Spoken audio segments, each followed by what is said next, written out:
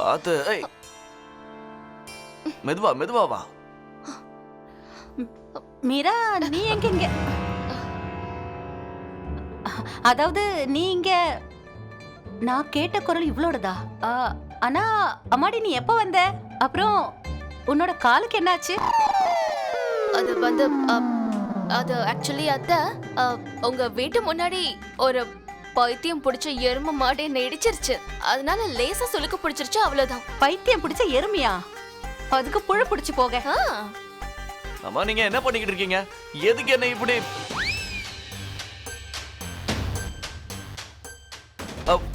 அதாவது அந்த எருமையை எதுக்கு இப்படி திட்டிக்கிட்டு இருக்கீங்கன்னு கேட்க வந்தேன். இல்லம்மா, பாவம், அது ரொம்ப அப்பாவியான எருமை. நீ தேவையில்லாம அதோட பேரை கெடுத்துக்கிட்டு இருக்க. பாவம் அப்பாவியான எருமையா? பாண்டி நீ என்ன பேசிட்டு ஆமா, இருக்க? அத நீங்க விட்டு தள்ளுங்க, விடுங்க. இவளுக்கு இந்த மாதிரி அர்த்தம் இல்லாம பேசுறது பழக்கம் தான். இவ என்ன பண்றான்னு இவளுக்கே தெரிய மாட்டேங்குது. இன்னொருத்தர் மேல பழைய சுமத்திக்கிட்டு இருப்பா. பாண்டி, மரியாதையோட பேசு, புரிஞ்சுதா? அன்பா.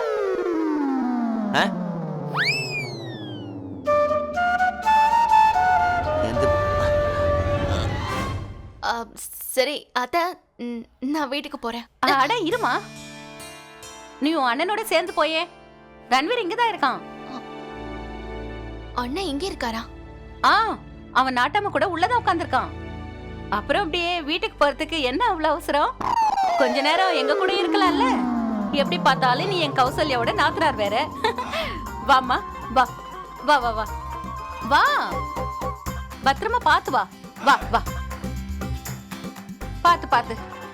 உனக்கு இந்த ஊர்ல இருந்து பழக்கம் இல்லல்ல? எங்க அம்மாவை என்னால புரிஞ்சிக்கவே முடியல. என்ன நடக்குதுன்னே புரிய மாட்டேங்குதே. இந்த பொம்பளைங்க எல்லாம் ரொம்ப விசித்திரமானவங்க. அதெல்லாம் பாத்துக்கலாம் மாமா, நான் பக்கத்து ஊர்ல கூட பேசிட்டேன். ஆமா மீரா, வா வா வா. மீரா,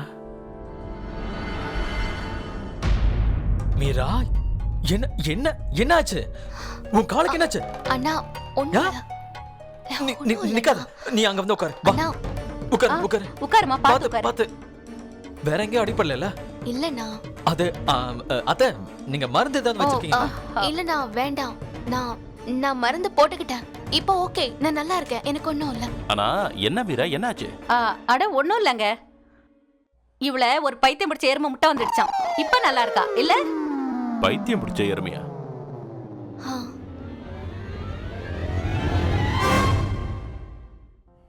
மீரா, திடீர்னு நீயும் கௌசல்யாவும் இங்க வந்துட்டீங்க, எனக்கு சொல்லவே இல்ல.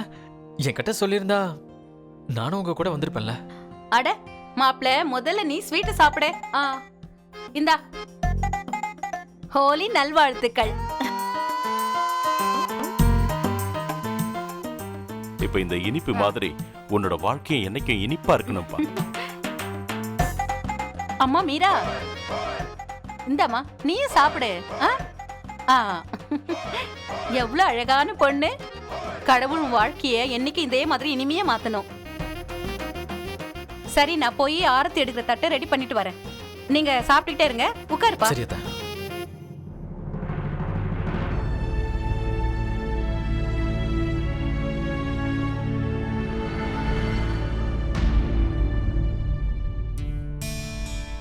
பாண்டி, எங்க போயிட்டு இருக்கப்பா? வீட்டுல விருந்தாளிங்க வந்திருக்காங்க, என்னன்னு கேட்க மாட்டியா? ரன்வீர் விருந்தாளியா?